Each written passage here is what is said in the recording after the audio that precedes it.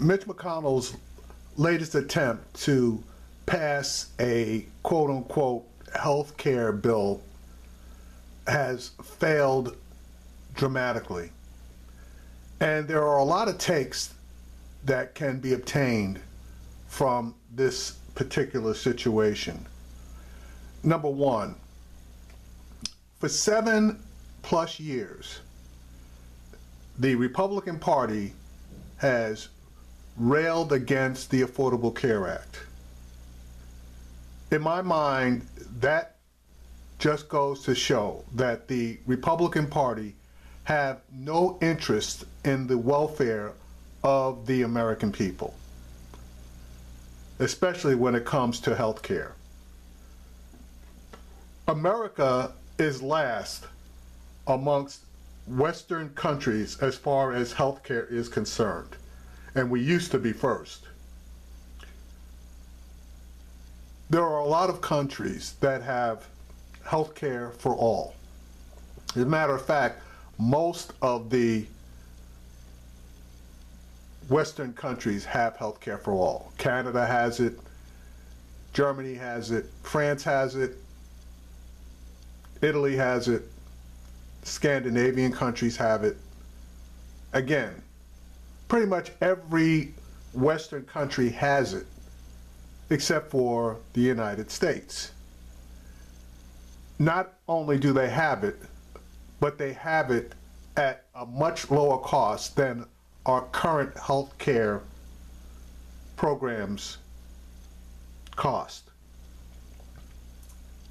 Now, there are two ways to go with this. One way is to go single payer, which is what the United Kingdom has, single payer. The other way is to make adjustments in the health insurance industry to mandate and lower costs, which is the way that Sweden goes. Now, I mention those two countries because they are number one and number two in the providing of health care for their citizens. But I mentioned earlier there are a lot of takes here. One of the takes is that for 7 years, obviously, the Republican Party has been railing and doing everything it can to get rid of the Affordable Care Act. And the question is, why? And in my mind, it wasn't so much the health care bill itself, but it was the person under whose watch the health care bill came into play. And that would be President Barack Obama, a black man. A black man who did something that, for all of their bravado and power, the white establishment could not get done. Another take that I come away with is that Republicans are a bunch of cowards. When the Affordable Care Act was passed, Democrats knew, based on all of the negative publicity that the Republicans were heaping on them, the Democrats who voted to pass this knew that they were committing political suicide. But they put the country and the people in front of their own political aspirations, bit the bullet, and voted to pass the ACA. The same cannot be said for the Republicans, because if they believed that this bill was the best thing for the country, then they would have bit that same bullet, voted to pass this particular bill, and went about their merry way, leaving political power. But, of course, Republicans and Democrats to some extent, but more so Republicans, prefer to cling to power rather than do the right thing for the people. Now, again, I call Republicans a bunch of cowards, and I have to say that Susan Collins, in my opinion, is not in that category. And honestly, the senator from Kentucky, Mr. Rand, may somewhat be in that category, but he stuck to his guns as far as wanting a complete repeal and replace. So he's not as cowardly as some of the other Republicans are concerned. I will call Jerry Moran out of Kansas and Mike Lee out of Utah. I will call them cowardly, but not as bad as the rest of their buddies. And the reason I call them cowardly is they both coordinated to announce that they were no votes together, so that neither one of them could be nailed with the fact that he individually stopped the bill. There were 2 definite no votes by the Republicans. They couldn't stand another one. So whoever cast the 3rd no vote was going to be labeled as the killer of this bill. Well, neither one of those people was willing to take that position.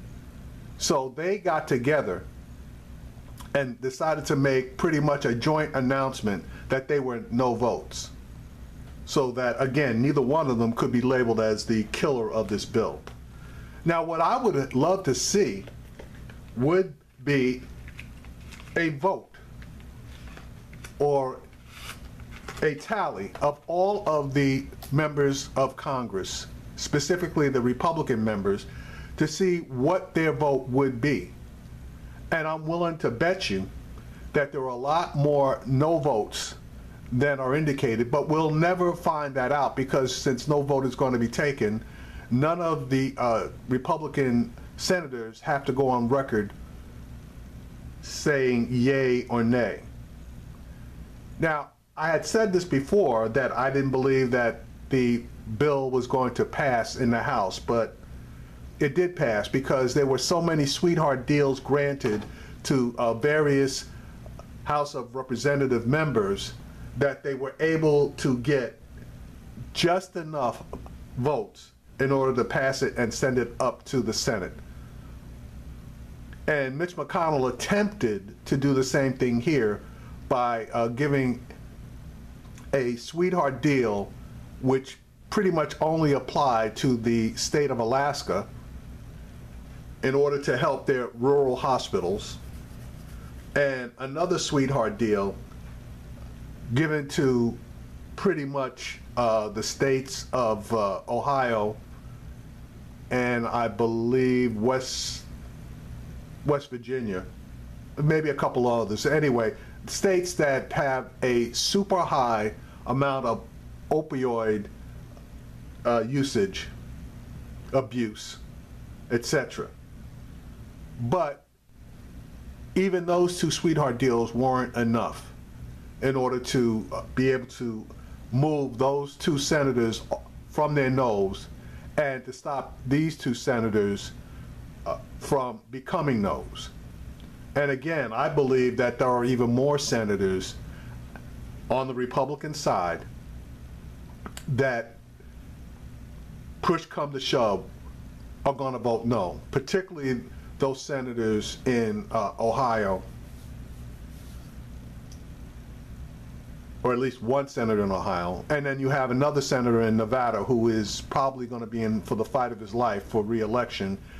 He's probably going to vote no.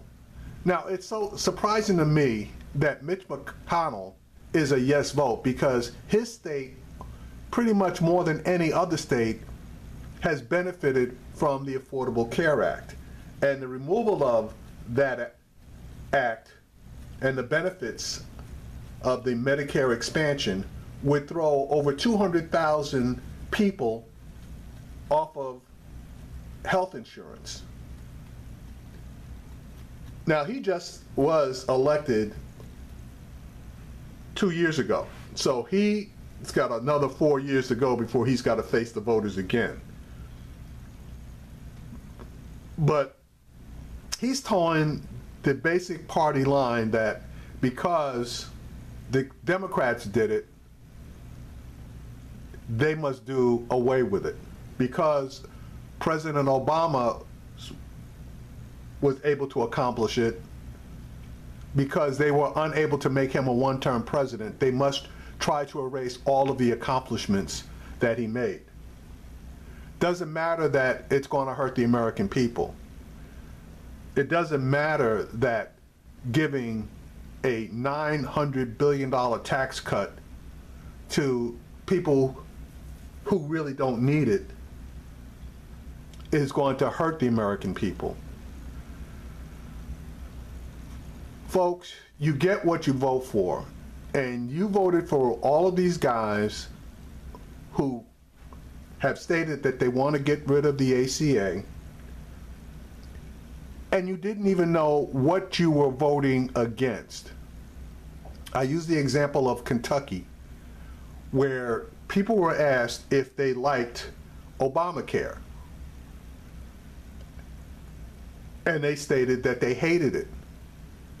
Then they were asked if they liked Connect, which is the state-run portion of the Affordable Care Act. And they said they loved it. When they were informed that they were the same thing, people were shaking their heads, indicating that they didn't believe it or that they didn't know. Now, the latest polls out there show that 50% of the American people want to keep or prefer Obamacare to stay in place. 24% of the people have indicated that they want Trumpcare to come into existence. To me, that's a no-brainer. And I'm wondering why that 24%